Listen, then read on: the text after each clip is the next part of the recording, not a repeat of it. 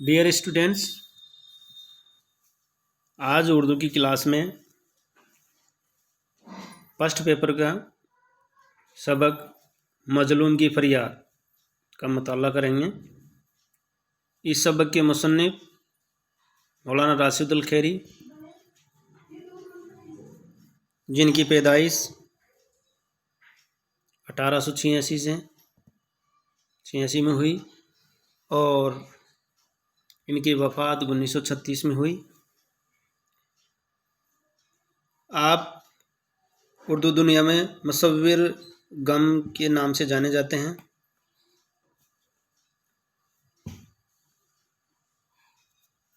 आपने मजलूम की फरियाद जो सबक लिखा है, इस सबक में आपने ससुराल में औरतों पर होने वाले जुल्म व सितम को बयान किया। ये एक सबक आमोज और नसीहत आमेज मजमून है। इस सबक मजलूम की फरियाद में की शुरुआत गालिब के शेर से होती है,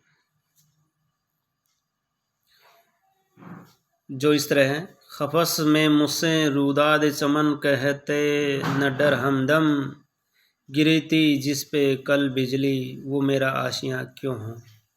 गालिब साहब का एक मशहूर शेर है और इस शेर के ज़रिए एक कैद खाने में जो ज़िंदगी करती है उस पर इस सबक में मजलूम की फरियाद में इसके ज़रिए कुछ औरतों के जुल्म सितम पर मौलाना राशिदुल खैरी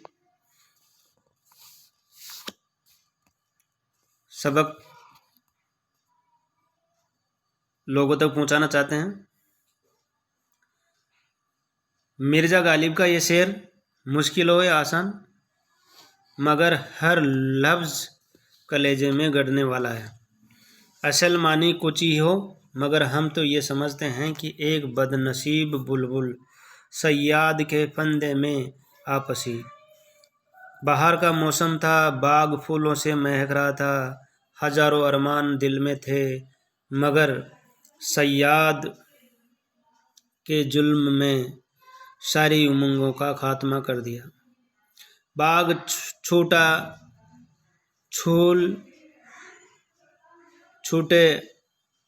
छूटे, आशियाँ छूटा और उन सब के बदले खपस की तितलियाँ और सयाद का आबो दाना मैसर हुआ। बेहतर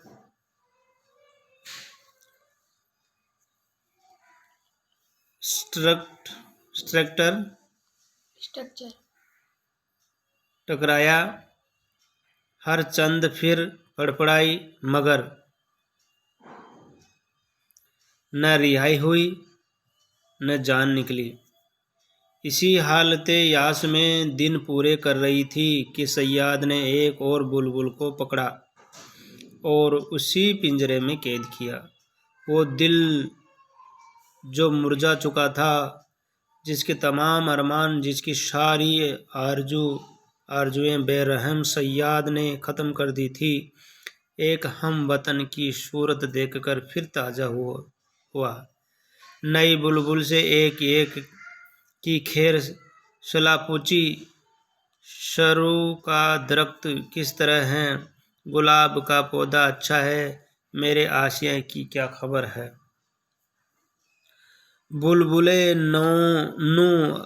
नवा गिरफ्तार बाग का मुफस्सल हाल बयान करते करते इतना कह कर रुक गई कि कल मेरी गिरफ्तारी से कुछ देर पहले तेरे आशियाँ पर बिजली गिरी और जलाकर खाक कर दिया।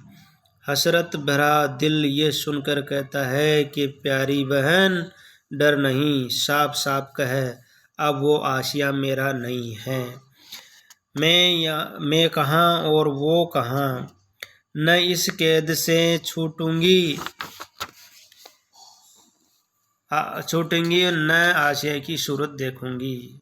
खपस में मुझसे रुदाद चमन कहते न डर हमदम गिरी हो जिस पे कल बिजली वो मेरा आशियाँ क्यों हो। कमोबेश ऐसी ही हालत आजकल हमारे यहाँ बीवियों की है।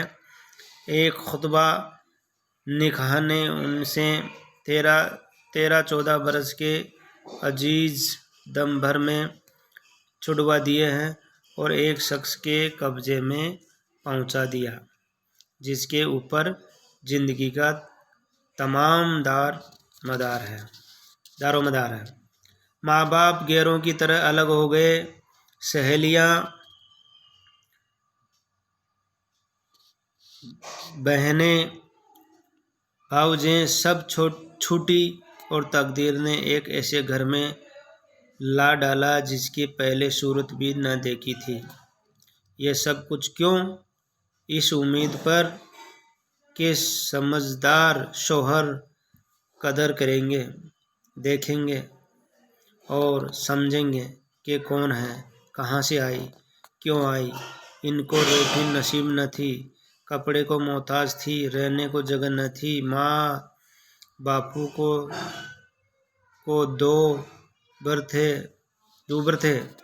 आखिर कोई तो वजह थी कि जिन्होंने दुख सहकर मुसीबतें झेल कर पाला पोसा वो बालकुल ही लादस्त हो गए, या दम भर कर आंखों से ओझल करने को रवादार न थे, या महीना हो जाएंगे अगर खबर न ले।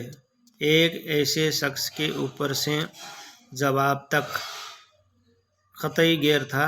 अपने तमाम हुकूक कुर्बान कर दिए और जान बेचकर सौदा किया। अगर ऐसा सौदा करने वाले टोटा भुगतें